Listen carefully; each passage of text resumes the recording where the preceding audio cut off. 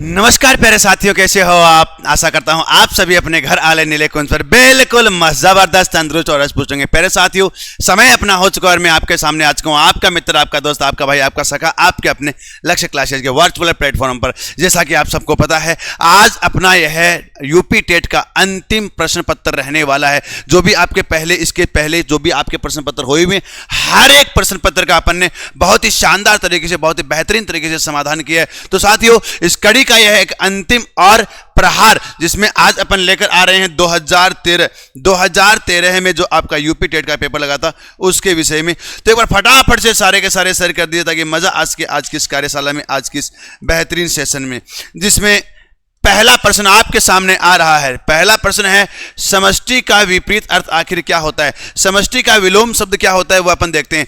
पहला है विशिष्ट, पहला शब्द है विशिष्ट। विशिष्ट का हो जाएगा अपना सामान्य। क्या हो जाएगा जी? सामान्य। एक है अशिष्ट, अशिष्ट का होता है आपका विलोम में शिष्ट। इसी प्रकार से है अपुष्टि, ये हो जाएगा जी आपका कौन सा? पुष्टि। और एक है वेष्टि, वेष्टि का मतलब होता है व्यक्तिगत। क्या हो जाएगा? व्यक्तिगत हो जाएगा। और इसका विलोम हो जाएगा समष्टि। समष्टि का विलोम होता है प्यारे लाडलो समग्र। जहां पर अपन एक व्यक्ति का अध्ययन करते हैं वो तो हो जाएगा अपना व्यष्टि, और जहां पर अपन समुच्चय का, सभी का अध्ययन करते हैं वो अपना क्या कहलाता है? समग्र कहलाता है। इसी तो यहां पर अपना कौन सा हो जाएगा जी? विकल्प आपका डी डी डी डी विकल्प, यानी 4 नंबर आपका बिल्कुल जी सही, मतलब सही सही सही। आगे देखो जी, अगला प्रश्न आपका कौन सा है? करपट का तद्भव रूप क्या होता है? करपट, करपट का मतलब होता है अपना कपाट। क्या हो जाएगा जी? कपट, कपट, कपट, कपट। क्या हो जाएगा? कपट हो जाएगा। कारपेट नहीं है, कपूर का होता है कर्पूर। क्या हो जाएगा जी? कर्पूर। ये हो जाएगा अपना कपूर का। कपड़ा का अपना क्या हो जाएगा? पट। पट का मतलब होता है कपड़ा, और ये करपट का मतलब हो जाएगा अपना ए विकल्प, अर्थात कपट बिल्कुल जी सही उत्तर हो जाएगा। अगला प्रश्न आपका आ रहा है आपके मोबाइल स्क्रीन पर। निम्नलिखित में से वर्तनी की दृष्टि से कौन सा शब्द आपका शुद्ध है? शुद्ध शब्द के बारे में अपना अध्ययन पूछा गया है। एक तो है बारात और एक है वसंत। देखिए, बारात अपना सही होता है ये वाला, बेटा बारात नहीं होता है, बारात ये वाला सही है। और बसंत नहीं होता है भाई, वसंत होता है, वसंत। तो यहां पर ये दोनों के दोनों आपके शब्द सही हो जाएंगे। जिस विकल्प में दे रखे हैं वही विकल्प आपका बिल्कुल जी सही। तो बारात और वसंत, विकल्प आपका सी सी सी सी विकल्प अपना सही उत्तर हो जाएगा। लीजिए अगला प्रश्न देखिए। इसके बाद मैं आपके कल या परसों से एकदम से थ्योरी क्लास शुरू करने वाला हूं, जिसमें पूरी की पूरी हिंदी, व्याकरण, साहित्य सहित हर एक चीज आपको थ्योरी पढ़ाऊंगा। और लाडलो बेहतरीन तरीके से बिल्कुल निःशुल्क आपके अपने लक्ष्य क्लासेज की, आपके अपने अक्षांश पब्लिकेशन के द्वारा पूरी जीजोड़ मेहनत से, पूरे के पूरे समर्पण भाव से आपके साथ जुड़े हुए हैं। फटाफट से आपका काम बस इतना है, केवल और केवल शेयर करना और निरंतर तौर से हमारे साथ जुड़े रहना, क्योंकि लक्ष्य है तो आपकी सफलता सुनिश्चित है। अगला है अर्ध स्वर कौन से? देखिए, हिंदी वर्णमाला में अपन 3 स्वरों को मुख्य रूप से अर्ध स्वर बोलते हैं, जिसमें 2 आपके व्यंजन में है और 1 आपका स्वर में हो जाएगा। अगर बात करें स्वर में अर्ध स्वर, यानी स्वर में आपका अर्ध स्वर कौन सा है इसके विषय में, तो बेटा स्वर में अर्ध स्वर आपका कौन सा है जी? ये रहा आपके सामने। स्वर में अर्ध स्वर है आपका री, क्योंकि इसमें उच्चारण दोष पाया जाता है। उच्चारण दोष के कारण, उच्चारण की कमी के कारण अपना इसमें स्वर दोष हो जाएगा। इसी प्रकार से बात करें अपन थोड़ी सी आगे, यानी यहां अपन देखते हैं एक होता है व्यंजन में अर्ध स्वर। व्यंजन में आपके अर्ध स्वर कौन से हैं वो मैं आपको बताऊं। तो व्यंजन में अपने 2 वर्ण हैं, उनको अपन अर्ध स्वर की श्रेणी में लेते हैं। इन्हीं को अपन बोलते हैं संघर्षहीन। क्या बोलेंगे? संघर्षहीन बोलेंगे। अर्थात जिनके उच्चारण में किसी प्रकार का संघर्ष नहीं हो, स्वरों की तरह जिनका उच्चारण होता हो, वे अपने संघर्षहीन हो जाएंगे। और ये है आपका ये और वह, यह और वह अपना सही उत्तर हो जाएगा। तो ये रहा आपके सामने विकल्प आपका ए विकल्प अपना बिल्कुल भाई साहब सही उत्तर हो जाएगा। अगला प्रश्न देखिए, अगला प्रश्न, चोर की दाढ़ी में तिनका। अरे चोर की दाढ़ी में तिनका है, अपने आप पता चल जाता है। जो चोर होता है, जो दोषी होता है, वह हमेशा और हमेशा केस में रहता है, भ्रम में रहता है कि मेरा किसी को पता तो नहीं चल गया, अरे मैं पकड़ा तो नहीं जाऊंगा। तो यह शंका का मामला है, शंका का भाव है, हमेशा उसको पकड़ लेता है। तो अपन कहते हैं चोर अपनी दाढ़ी खुजाता है ना जी। अपराधी का शंकाग्रस्त रहना, अपराधी हर समय भ्रम में रहता है, अपराधी हर समय शंका में रहता है, वही अपना क्या हो जाएगा, चोर की दाढ़ी में तिनका। तो विकल्प आपका बी सही उत्तर हो जाएगा। आगे देखिए जी, अगला प्रश्न कौन सा आ रहा है, एक बार कही बात को दोहराते रहना। अगर आपने कोई एक बात कही है, उसको बार बार दोहराते रहना, वह आपका कहलाएगा पिष्ट पेषण। क्या कहलाएगा जी, पिष्ट पेषण। आगार, आगार का मतलब होता है अपना स्थान, जिसे स्नान जोड़ आगार शब्द बनेगा स्नानागार। इसी प्रकार से प्राक कथन, प्राक कथन का मतलब होता है प्रारंभिक कथन। क्या हो जाएगा जी, प्रारंभिक कथन हो जाएगा। इसी प्रकार से बात करें अपन थोड़ी सी आगे, एक अपना हो जाएगा प्रस्तावना। प्रस्तावना अपना किसमें कहते हैं, जो भी आप शुरुआत में किसी भी कार्य की भूमिका तैयार करते हो, वही आपके क्या कहलाती है, प्रस्तावना कहलाती है। तो यहाँ पर आपका विकल्प सी बिल्कुल जी सही उत्तर हो जाएगा। आगे देखो जी, अगला प्रश्न आ रहा है आपका आपकी मोबाइल स्क्रीन पर, और यह पूछ रहा है बुद्धिहीन संज्ञा आपका किसके अंतर्गत आता है। बुद्धिहीन शब्द है वह किसके अंतर्गत आता है, इसके विषय में। तो देखिए जी, बुद्धि आपका संज्ञा है, एक सर्वनाम है, एक विशेषण है। जरा जल्दी से बताओ, देखिए फटाफट फटाफट फटाफट, बिल्कुल जी, शाबाश शाबाश शाबाश। अगर बात करें बुद्धिहीन शब्द के विषय में, तो देखिए बुद्धिहीन शब्द बना है आपका बुद्धि से, और बुद्धि शब्द है वह क्या है, संज्ञा। क्या है बेटा, संज्ञा। अच्छा जी, बात करें इसमें और, तो बेटा बुद्धि में अपन ने क्या लगाया, हीन प्रत्यय। बुद्धि में क्या लगा दिया अपन ने, हीन प्रत्यय लगा दिया। बुद्धि में लगा दिया आपने हीन प्रत्यय, तो इसी में हो जाएगा आपका बुद्धिहीन। तो यहां पर अपना ये क्या है, ये हो जाएगा आपका प्यारे प्यारे साथियों विशेषण। बुद्धिहीन आपका विशेषण होता है। तो विकल्प अपना कौन सा है जी। अच्छा, विशेषण भी अगर देखा जाए तो कौन सा विशेषण, गुणवाचक विशेषण। किसके बारे में बता रहा है जी, गुणवाचक विशेषण हो जाएगा। क्यों जी, क्योंकि यह अगले का दोष बता रहा है। क्या बता रहा है, दोष, यानी गुण या दोष के बारे में बता रहा है।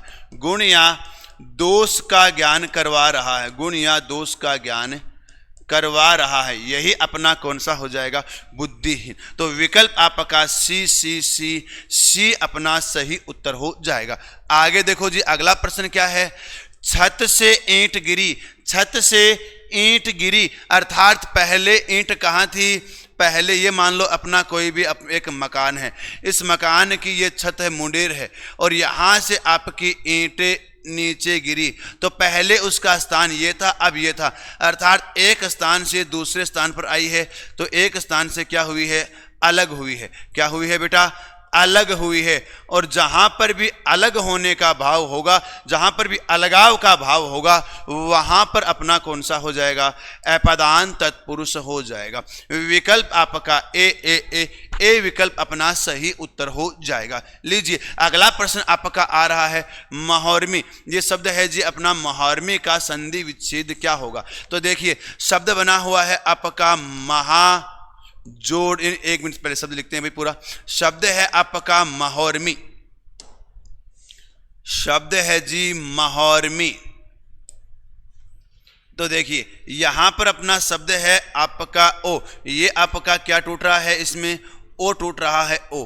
तो ये रहा बेटा जी आपका ओ, और ओ हमेशा किस में टूटता है, ए या आ जोड़े उ या उ, ए या आ जोड़े उ या उ। तो यहां पर शब्द बनेगा आपका महा जोड़े उर्मी, महा जोड़े उर्मी अपना हो जाएगा। अच्छा जी, बात करें महा के बारे में, तो ये हो जाएगा महान, और उर्मी का मतलब होता है लहर, अर्थात महान लहर या बड़ी लहर होती है, उसे ही अपन क्या कहेंगे, महौर्मी कहेंगे। तो महाजोड़ उर्मी, उर्मी में मात्रा आती है बड़ी, तो ये गलत, महाजोड़ उर्मी।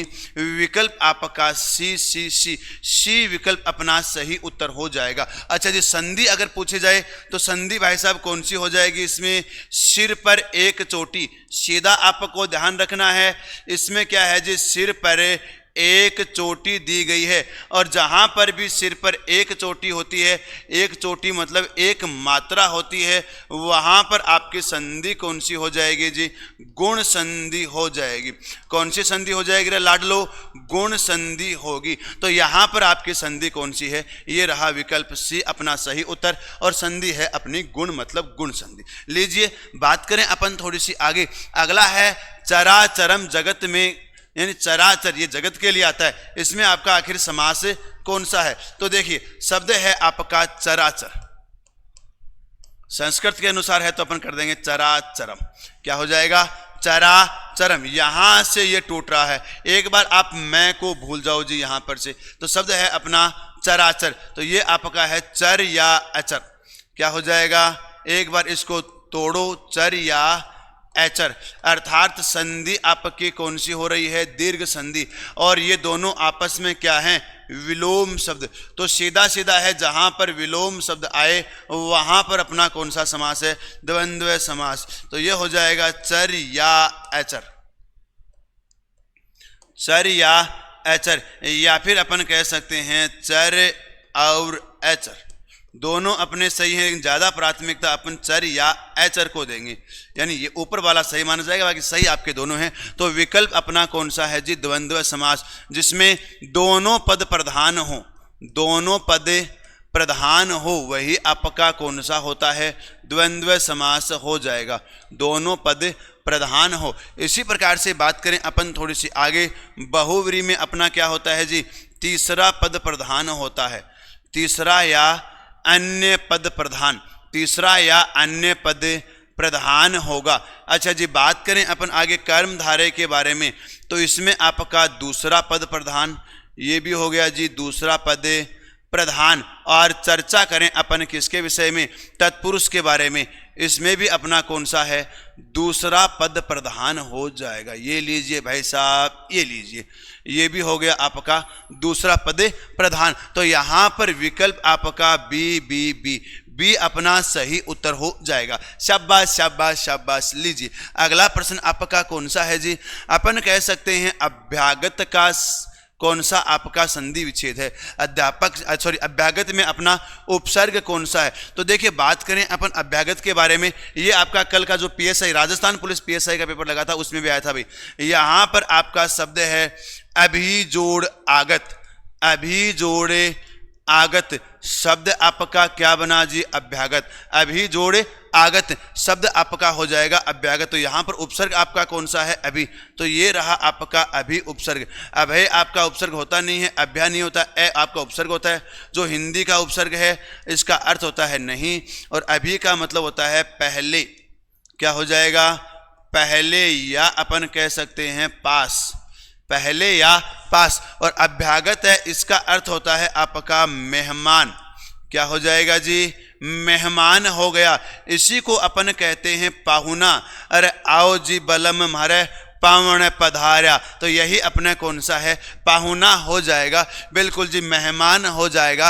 अतिथि अपन क्या बोल सकते हैं जी, अतिथि हो गया जी, ये रहा अपना अतिथि। अपन कह सकते हैं बटेऊ, क्या बोल सकते हैं राजस्थानी में, बटेऊ। हालांकि बटेऊ मूल रूप से अपन जमाई को कहते हैं, जामाता को बोलते हैं। तो यहां पर विकल्प आपका कौन सा, सी विकल्प सही उत्तर हो जाएगा। आगे देखो जी, रमणीय शब्द में कौन सा आपका प्रत्यय है। देखिए कुछ शब्दों के बारे में आपको बता रहा हूं, जैसे एक शब्द है आपका कौन सा, रमणीय, एक शब्द आपका कौन सा हो जाएगा जी, दर्शनीय, शब्द अपना है दर्शनीय। इसी प्रकार से एक अपना शब्द है पूजनीय, रमणीय हो गया, दर्शनीय हो गया, पूजनीय हो गया।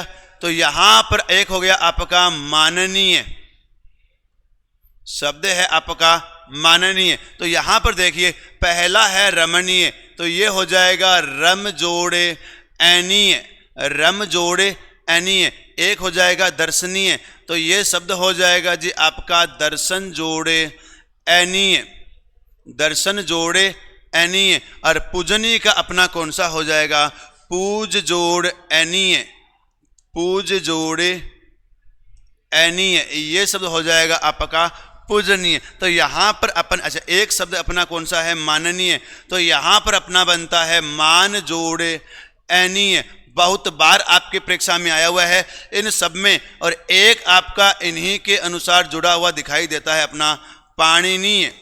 कौन सा शब्द, पाणिनीय। यहाँ पर भी आपको लगता है ऐनीय पढ़ते, लेकिन नहीं बेटा, यहाँ पर है आपका पाणिनी जोड़े, पाणिनी जोड़ ईय, पाणिनी जोड़े ईय प्रत्यय हो जाएगा। तो ये हो जाएगा विकल्प आपका ए, मतलब ए सही उत्तर हो जाएगा। बिल्कुल जी भाई साहब, बिल्कुल बिल्कुल बिल्कुल। लीजिए अगला है, बोरो सबे रघुवंश कुठार की धार पे बारन अजी सारथ्य ही, बाण की वायु उड़ावन के लक्षण लक्ष करो अरिहा समर्थ्य ही। तो यह अपना कौन सा है, ये भाई साहब सीधा का सीधा है आपका एक युद्ध भूमि का वर्णन किया गया है। तो यहाँ पर अपना कौन सा हो जाएगा जी भाई साहब, यहाँ अपन देख सकते हैं, देखो, बोरो सबे रघुवंश कुठार की धार पे बारन अजी सरत्य ही, और एक हो जाएगा बाण की वायु उड़ावन के लक्षण लक्ष्य करो अरही।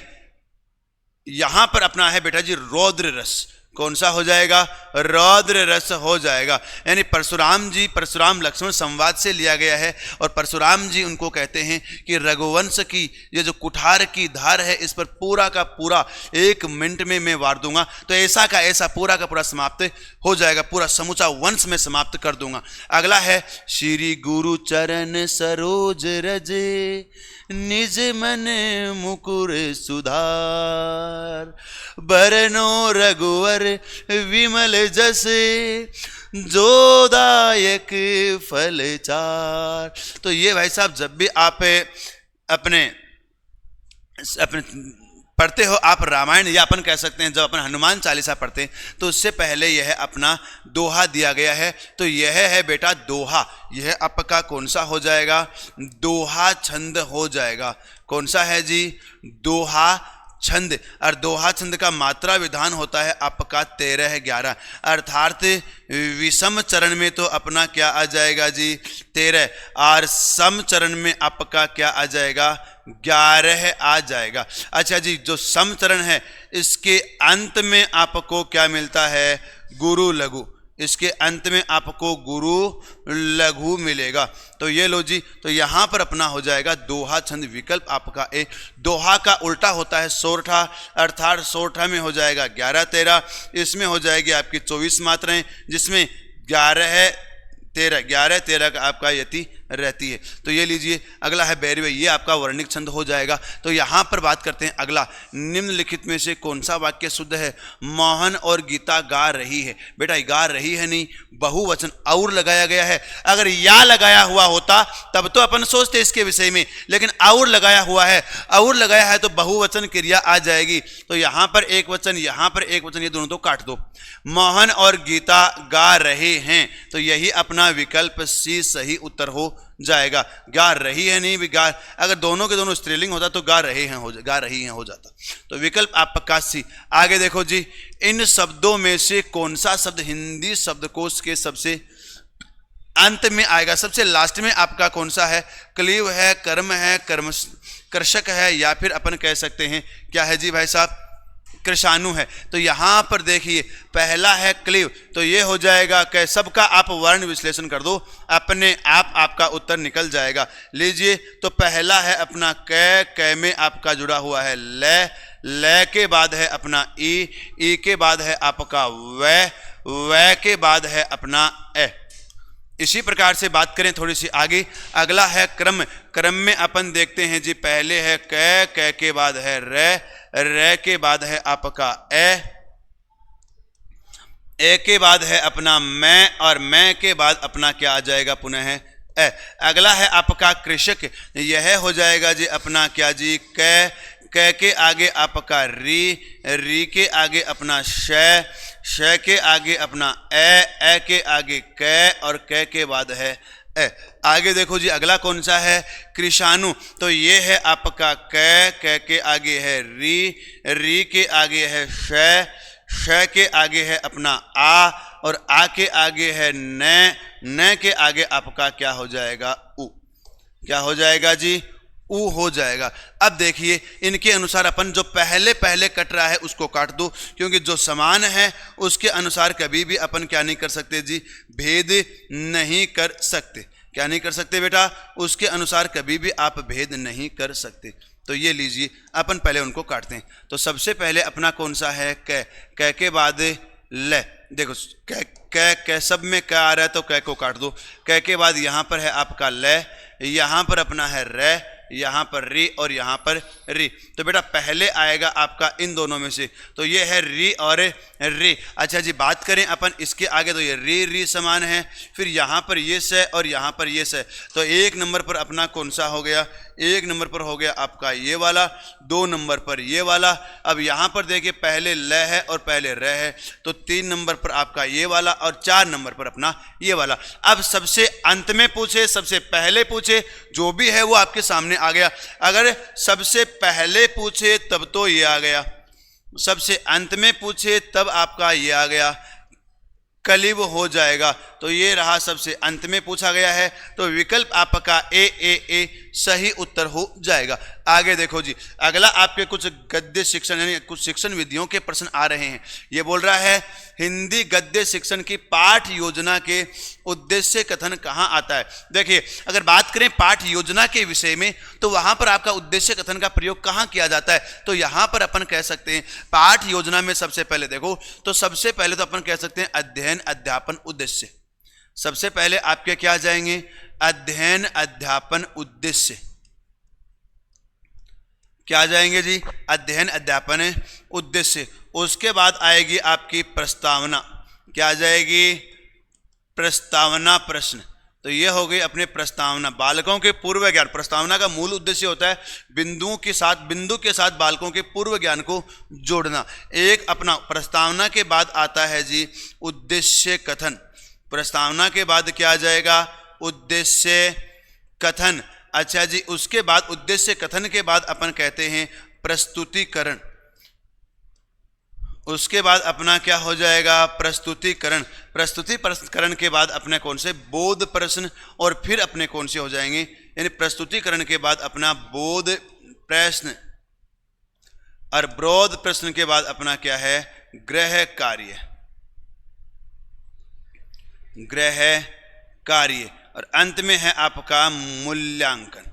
तो ये लो भाई साहब, ये पूरा का पूरा अपने पाठ योजना आ गया। अब यहाँ पर पूछा गया है आपसे कि यहाँ उद्देश्य कथन कहाँ आता है, तो उद्देश्य कथन ये रहा। तो भाई साहब कहाँ आ रहा है, प्रस्तावना के बाद आएगा। प्रस्तावना के बाद, पूर्व ज्ञान के पश्चात नहीं है जी, आदर्श वाचन के पश्चात ये भी नहीं है। तो विकल्प है आपका बी।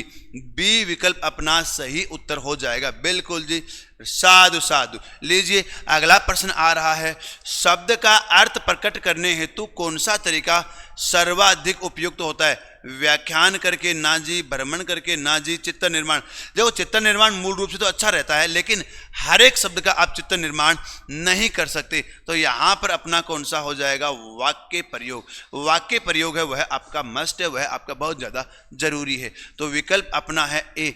और किसी भी वाक्य में आप शब्द का प्रयोग करके आसानी से उसका अर्थ समझा सकते हो। आगे देखो जी अगला कौन सा है, भाषा शिक्षण की पद्धति नहीं है। इसमें भाषा शिक्षण की पद्धति कौन से नहीं है, किंडरगार्टनर है, मॉन्टेसरी है, डेक्राली है, लेकिन अभिकर्मित अनुदेशन है। वह आपके पद्धति नहीं, वह आपकी एक विधि है। क्या है, विधि। और इसमें क्या करता है, अपने छोटे छोटे टुकड़ों में बांट करके जो भी अपने शिक्षण सहायक शिक्षक सामग्री है या जो भी आपके वस्तु है उसका अध्ययन करते हैं। तो विकल्प आपका डी यहाँ पर सही उत्तर हो जाएगा। किंडरगार्टनर, फ्रॉवेल ये बोलते हैं कि भाई साहब बालक है वो तो क्या है, बालक है वो है पौधा या फूल जो शिक्षक है वह है अपना माली, और विद्यालय है वह है आपका उद्यान। तीनों के तीनों ध्यान रखना। माउंटेन सीरीज वो आपको साहचर्य करके बताती है, और डेक्राल्टी आपका हो गया। तो विकल्प अपना है डी डी डी डी, बिल्कुल जी। अगला है बालक में प्रारंभिक शिक्षा उसकी मातृभाषा में दी जाए, यह किसका मानना है? बालक को यानी सबसे ज्यादा मातृभाषा पर जोर कौन देते हैं? अपने बापू देते हैं। बापू कौन देते हैं जी भाई साहब? बापू देते हैं। महात्मा गांधी देते हैं। गांधी जी ये बोलते हैं, गांधी जी ने एक सिद्धांत दिया था, बुनियादी शिक्षा का सिद्धांत। कौन सा दिया था जी? बुनियादी शिक्षा का सिद्धांत। बुनियादी शिक्षा का सिद्धांत। और जो वर्तमान वाली आपकी एनसीपी है, नेशनल एजुकेशन पॉलिसी, जो वर्तमान NCP national education policy, NEP national education policy है, जो वर्तमान वाली एनईपी 2020, एनईपी 2020, तो वह आपका पूरा का पूरा किस पर आधारित है जी? इसी बुनियादी शिक्षा के सिद्धांत पर आधारित है। यह भी आपका यही बोलता है कि आपको प्रारंभिक शिक्षा किस में देनी है जी? माध्यमिक यानी सॉरी अपने प्राथमिक स्तर की शिक्षा आपको देनी है उसकी मातृभाषा में। किस में देनी है? मातृभाषा में देनी है। और भाई साहब जरूरी भी है, मातृभाषा में शिक्षा देना जरूरी भी है, क्योंकि बालक जिस चीज़ों को घर पर वह एक सामान्य भाषा में सीखता है। अपन स्कूल में जाते हैं, जैसे भाई एक छोटा सा उदाहरण दूं मैं आपको। बालक ने एक चूहा देखा, चूहे को देखते ही बालक के मन में तुरंत आया कि दिस इज चूहा, यानी ये आपका क्या है? चूहा है, चूहा। जिसे हम राजस्थान में कहते हैं मूसा। अरे क्या कहते हैं वैसा? मूसा, ऊंदरो, ऊंदरो कहते हैं, ऊंदरा। तो यहां पर बालक देखते ही क्या बोलेगा कि ऊंदरो है, ऊंदरो क्या है? ऊंदरा है या ऊंदरा है या चूहा है। चलो हिंदी में अपन कहते हैं तो चूहा है, ठीक है। अब स्कूल में जाते क्या बोला? This is rat.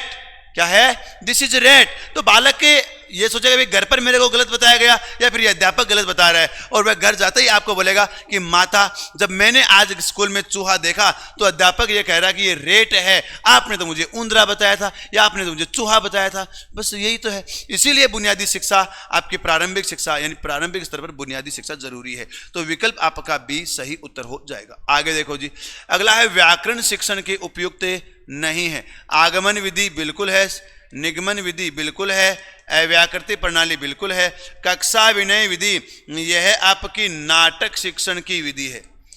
किसकी हो जाएगी जी? नाटक शिक्षण की विधि हो जाएगी। किसकी हो जाएगी? नाटक शिक्षण की विधि हो जाएगी। तो यहां पर अपन कह सकते हैं विकल्प कौन सा है? बी।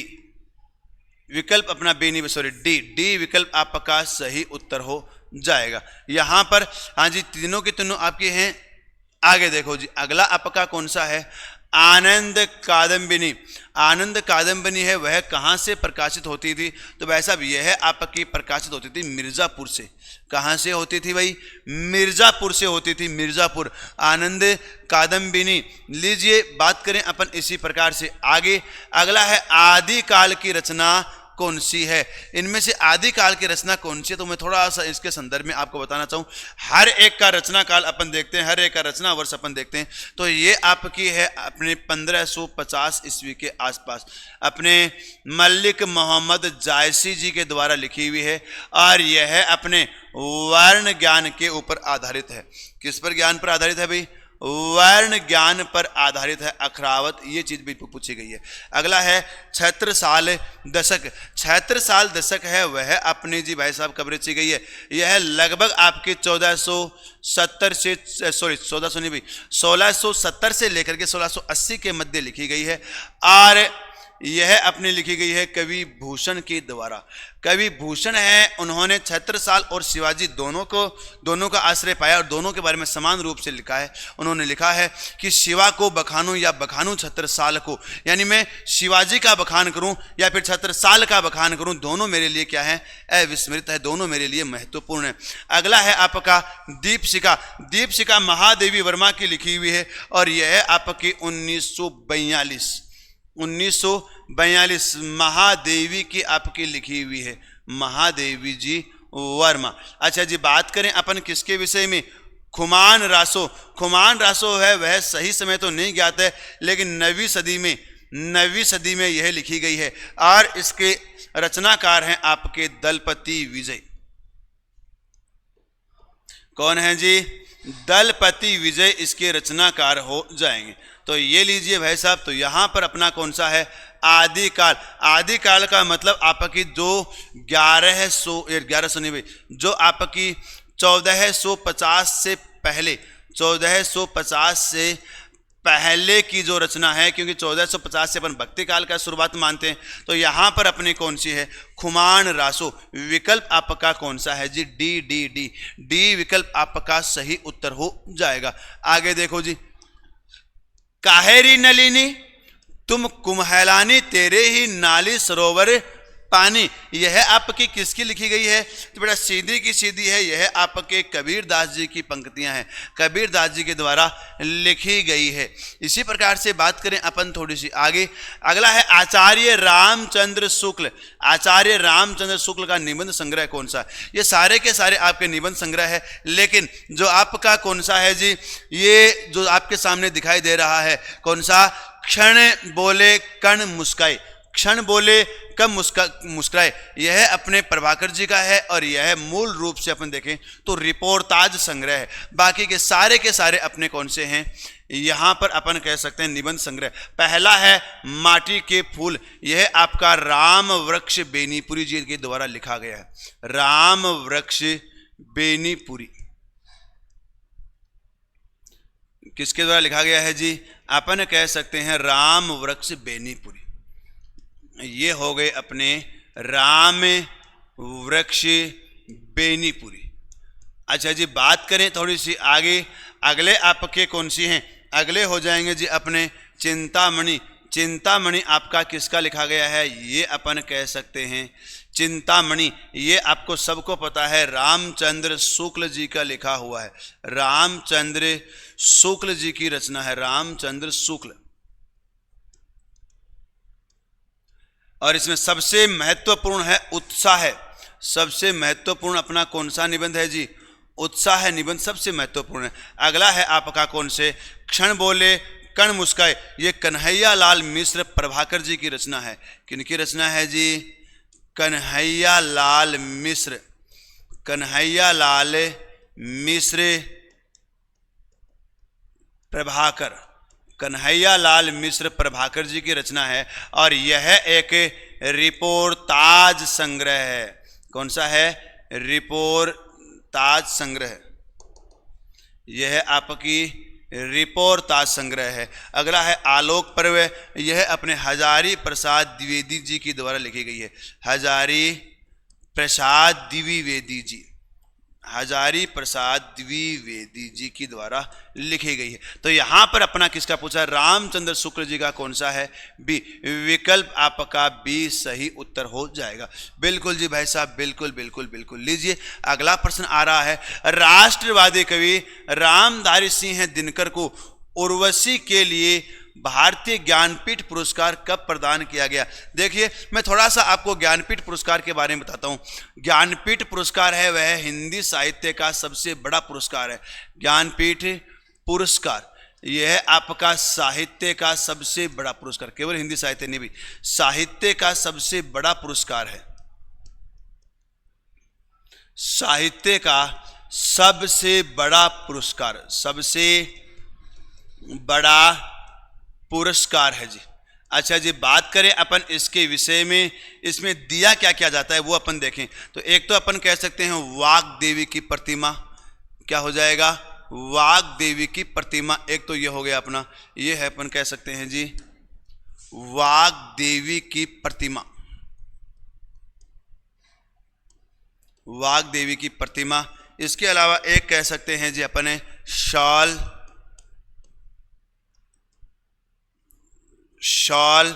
एक अपना हो जाएगा साफा, भाई शॉल हो गया, शॉल लेते हैं, मुझे साफा नहीं भाई, शॉल। इसके अलावा एक अपन कह सकते हैं जी 11 लाख रुपए, एक प्रशस्ति पत्र, प्रमाण पत्र, प्रमाण पत्र। और एक वर्तमान समय में अपन देखें तो 11 लाख रुपए अपने वर्तमान समय में दिए जाते हैं। जब शुरुआत हुई थी उस समय इसमें 1 लाख रुपए थे, लेकिन वर्तमान समय में 11 लाख रुपए है। अच्छा जी, सबसे पहले किसको दिया गया? इसकी शुरुआत की गई थी 1965 में, 1965 में। और सबसे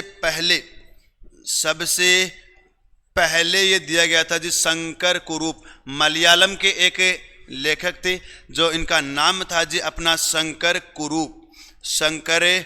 कुरूप इनका नाम था। और इनकी एक रचना थी जी कौन सा? अड़क्कम। कौन सा है? अड़क्कोझम। ये लो, अड़क्कोझम, यह इनकी एक रचना थी। इसके लिए यह पुरस्कार इनको दिया गया था 1965 में, 1965 में दिया गया। अच्छा जी, बात करें थोड़ी सी और आगे, तो भाई साहब अपन कह सकते हैं हिंदी के लिए सबसे पहले यह पुरस्कार कब दिया गया? तो इसके पहले इसके बारे में अगर मैं आपको बताना चाहूँ तो यह है साथियों अपना कबे चिदम्बरा। किसने? सुमित्रा नंदन पंत जी को दिया गया था। किनको दिया गया था? सुमित्रा नंदन पंत जी को दिया गया था। कौन सी रचना के लिए? चिदम्बरा के लिए। कौन सी रचना के लिए? चिदम्बरा के लिए। और यह दिया कब गया था जी? 1967 में। ये हो गया अपना हिंदी के लिए। तो यहाँ पर अपन कह सकते हैं उर्वशी के लिए इनको कब दिया गया था? 1972 में। विकल्प आपका बी विकल्प बिल्कुल सही रचना, बिल्कुल सही उत्तर हो जाएगा। अगला है जी निरामिष किसे कहते हैं? निरामिष, देखो 2 शब्द हैं। एक तो शब्द है आपका निरामिष और एक आपका शब्द है सामिष। कौन सा है जी? निरामिष। ये तो हो जाएगा आपका मांस रहित भोजन, और ये हो जाएगा आपका मांस युक्त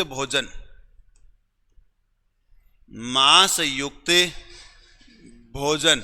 तो यहां पर मांस रहित भोजन अपना विकल्प ए सही उत्तर हो जाएगा। आगे देखो जी अगला कौन सा है? ये रहा आपके सामने शहद का तत्सम है। शहद का तत्सम, शहद शब्द कौन से? शहद तो वैसा खुद एक अरबी भाषा का शब्द है। यह आपका कौन सा है? विदेशी शब्द हो जाएगा। तो विकल्प अपना कौन सा हो जाएगा जी?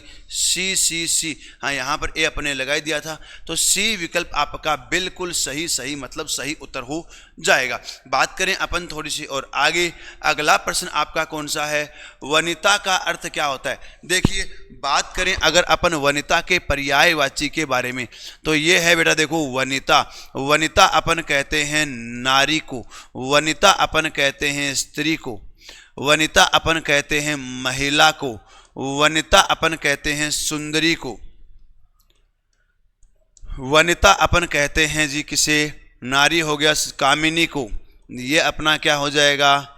कामिनी को। अपन कह सकते हैं जी यामा को, यामा है वह भी अपनी महिला का पर्यायवाची है। यामा महिला का है, त्रियामा अपने इसका स्त्री का पर्यायवाची हो जाएगा। तो ये सारे के सारे अपने किसके हैं? महिला के पर्यायवाची हैं, नारी के पर्यायवाची हो जाएंगे। तो यहाँ पर अपन कह सकते हैं विकल्प कौन सा है जी? बी विकल्प आपका सही उत्तर होगा। लीजिए अगला प्रश्न, आज का अंतिम प्रश्न आ रहा है आपका मुकुंद। आखिर किसका पर्यायवाची है? बेटा मुकुंद है वह आपके विष्णु का पर्यायवाची है। मुकुंद आपका कमलेश का पर्यायवाची है। मुकुंद आपका कमलापति का पर्यायवाची है। किसका पर्यायवाची है जी? कमलापति। इसी प्रकार से बात कर सकते हैं, यह आपका रमेश का पर्यायवाची है। किसका है? रमेश का पर्यायवाची है। यह आपका रमाकांत का पर्यायवाची है। यह अपना श्रीकांत का पर्यायवाची है। यह अपना श्रीश का पर्यायवाची है।